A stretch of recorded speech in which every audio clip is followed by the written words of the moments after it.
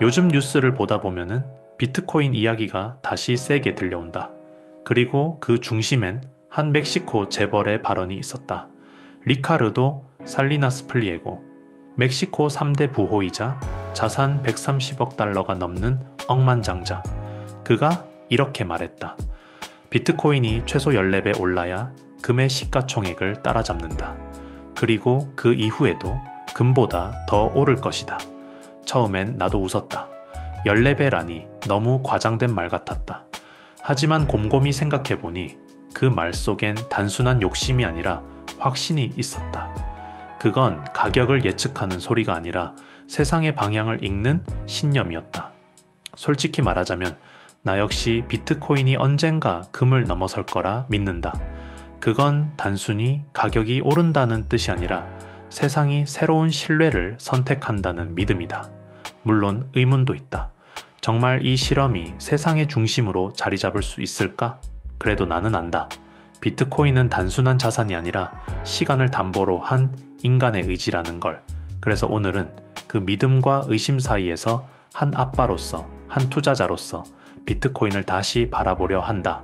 좋아요, 구독, 알림 설정을 눌러주시면 더 좋은 콘텐츠로 찾아뵙겠습니다.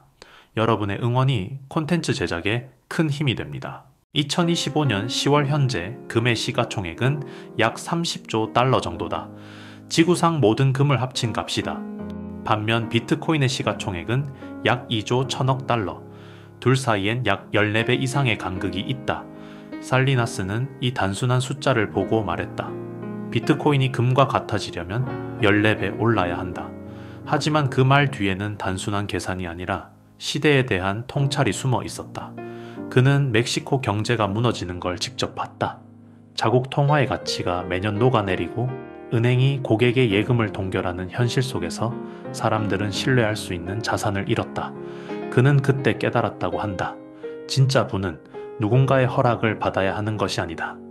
그에게 비트코인은 단순한 가격 상승의 대상이 아니라 통제 불가능한 신뢰의 저장소였다. 금은 오랜 세월 동안 인간의 신뢰를 상징해왔다. 왕의 금고에 중앙은행에 비축된 금에서 우린 그 반짝임 속에서 안정을 느꼈다. 하지만 그건 어쩌면 착각이었는지도 모른다. 금은 물리적이지만 그 소유권은 언제나 누군가의 장부에 의존했다. 우리가 금을 믿는 게 아니라 금고를 지키는 제도를 믿었던 거다. 비트코인은 그 신뢰 구조를 완전히 바꿔놓았다. 은행이 필요 없고 정부의 허락도 필요 없다.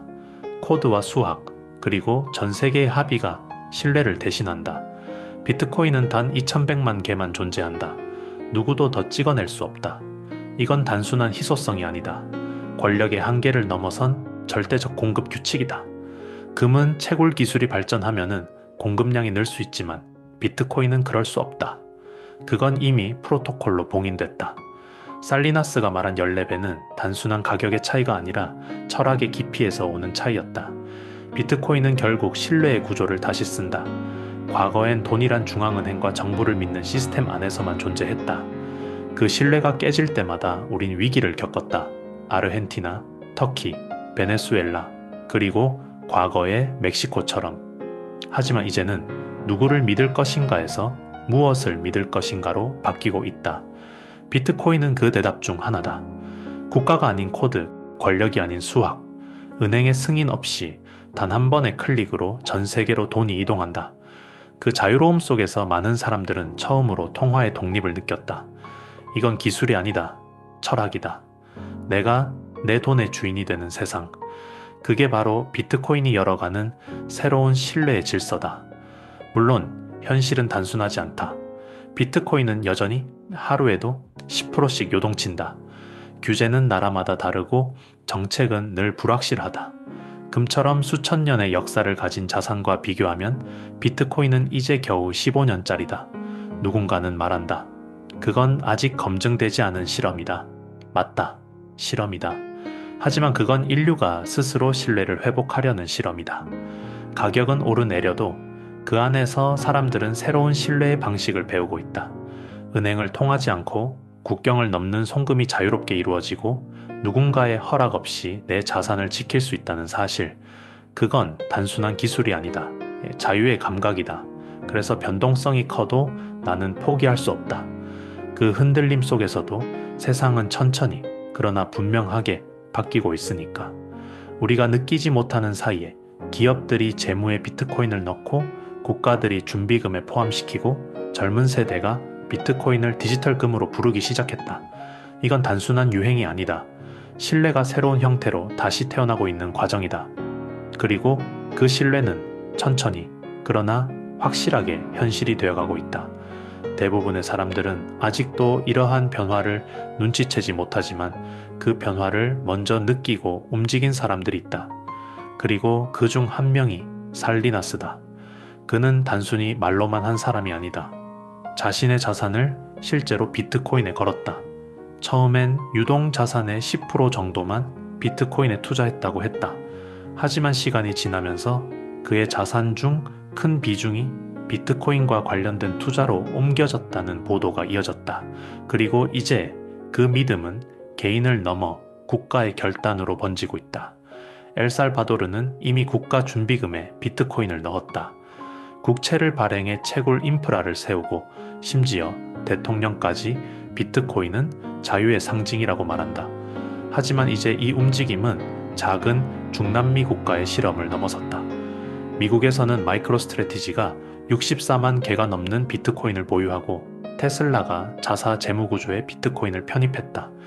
그리고 블랙록과 피델리티 같은 거대 자산 운용사들은 이제 비트코인 ETF를 통해 수천억 달러 규모의 자금을 직접 시장에 들여보내고 있다. 그뿐만이 아니다. 미국의 일부 주연기금도 움직이고 있다. 위스콘신 주연기금은 비트코인 ETF를 공식 포트폴리오에 포함시켰다. 미국 역사상 처음으로 공적 자금이 비트코인을 보유하는 시대가 열린 거다. 일본의 연기금도 검토에 나섰다. 세계 최대 규모의 국민연금 중 하나인 일본의 정부 연금 투자기금, 즉 GPIF도 최근 디지털 자산의 장기적 역할을 연구 주제로 삼으며 움직이기 시작했다. 홍콩에선 정부가 승인한 첫 비트코인 현물 ETF가 상장됐다. 이제 아시아의 자금까지 움직이기 시작한 것이다. 왜일까? 그들은 알고 있다. 화폐의 가치는 더 이상 고정되어 있지 않다라는 걸. 정부는 위기 때마다 돈을 찍어낸다. 그 순간 모든 국민의 저축은 조금씩 녹아내린다. 비트코인은 그 반대편에 서 있다. 누구도 찍어낼 수 없고 누구도 통제할 수 없다. 그게 바로 사람들이 점점 끌리는 이유다. 이건 단순한 투자가 아니다. 자유의 선택, 그리고 신뢰의 복원이다. 나는 가끔 생각한다. 내 아이들이 자라서 성인이 되었을 때 그 세상은 지금보다 더 빨리 변하고 불안정할 것이다. 그때도 통화 가치는 안정돼 있을까? 은행은 여전히 신뢰받을까? 모르겠다. 하지만 한 가지는 확실하다. 미래의 돈은 지금 우리가 아는 돈과는 전혀 다른 형태일 거라는 것. 비트코인은 그 변화를 상징하는 첫 번째 신호탄이다. 그리고 그 철학은 단순하다.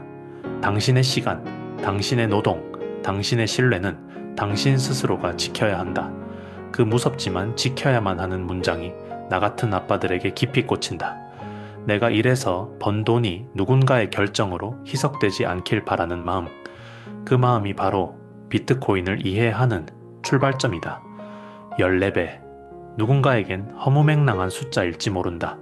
하지만 그 숫자 속에는 인류가 다시 신뢰를 되찾으려는 의지가 숨어있다. 살리나스가 본 건 단순한 가격이 아니라 돈의 철학적 진화였다. 나는 오늘도 그 변화를 기록한다. 그리고 그 시간의 끝에서 아이들에게 말해주고 싶다. 세상은 바뀌었지만 진짜 가치는 여전히 신뢰에 있다.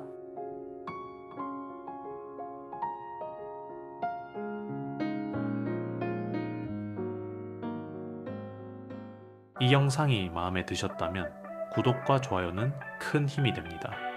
빠르게 움직이는 세상 속에서 우리는 느리지만 단단한 투자를 이야기합니다. 아빠의 투자 일기 다음 이야기에서 또 뵙겠습니다. 이 채널은 아빠의 투자 일기를 공유합니다.